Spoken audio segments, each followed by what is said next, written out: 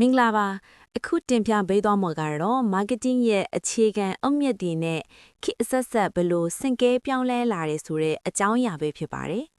marketing ဟာရောင်းဝယ်ဖောက်ကောင်းမှုတသက်တည်းမဟုတ်ဘဲလူသားမျိုးနွယ်ကိုအကျိုးပြုဖို့ဘယ်လိုပြောင်းလဲလာသလဲဆိုတာကြည့်လိုက်ရအောင်ပါ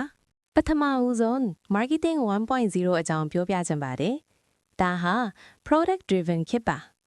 ထုတ်ကုန်တစ်ခုရဲ့အရေးအသွေးနဲ့လှုပ်ဆောင်ချက်တွေကိုပဲဗဟိုပြုပြီးရောင်းချရဲ့ခေတ်ဖြစ်ပါတယ်။အဲ့ဒီနောက်မှာတော့ marketing 2.0 ကိုကူးပြောင်းလာပါတယ်။ဒါကတော့ customer oriented ခေတ်ပါ။ဝယ်ယူသူတွေရဲ့လိုအပ်ချက်ကဘာလဲ။သူတို့ဘာကိုကြိုက်တတ်တယ်လဲဆိုတာကိုဦးစားပေးပြီးစဉ်းစားလာကြပါတယ်။ အခုဆိုရင်ကကျွန်တော်တို့ဟာ marketing 3.0 ခေတ်ကိုရောက်ရှိနေပါပြီ။ဒါကို human centric လို့ခေါ်ပါတယ်။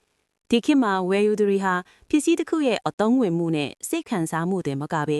၎င်းတို့ရွေးချယ်လိုက်တဲ့ brand ဟာလူသားဆန်မှုရှိရဲ့လားလူမှုရေးဆိုင်ရာတာဝန်ယူမှုတွေရှိရဲ့လားဆိုတာကိုပါစိတ်ဝိညာဉ်ပိုင်းဆိုင်ရာကျေနပ်မှုအတွက်ရှာဖွေလာကြတာဖြစ်ပါတယ်။ ဒါကြောင့်ယနေ့ခေတ်ကုမ္ပဏီတွေဟာကုလသမဂ္ဂရဲ့စဉ်ဆက်မပြတ်ဖွံ့ဖြိုးတိုးတက်ရေးရည်မှန်းချက်များဖြစ်တဲ့ SDGs တွေနဲ့ကိုက်ညီတဲ့ marketing ဗျူဟာတွေကိုမထင်မနေလှုပ်ဆောင်လာရတာဖြစ်ပါတယ်။ လက်တွေ့တာရကအနေနဲ့ကြည့်မယ်ဆိုရင် P&G ကုမ္ပဏီကိုတွေ့ရမှာပါ။သူတို့ဟာ Gillette, Always နဲ့ Pampers လို့ brand တွေကနေတဆင့် storytelling view ဟာကိုသုံးပြီးလူမှုအဖွဲ့အစည်းအတွင်းကွဲပြားမှုတွေကိုလက်ခံဖို့နဲ့တန်းတူညီမျှမှုရှိဖို့ DEI ကို design မမတ်ဖော်ဆောင်နေပါတယ်။နောက်ထပ်စံနမူနာတစ်ခုကတော့ Google ပါ။ Google ဟာ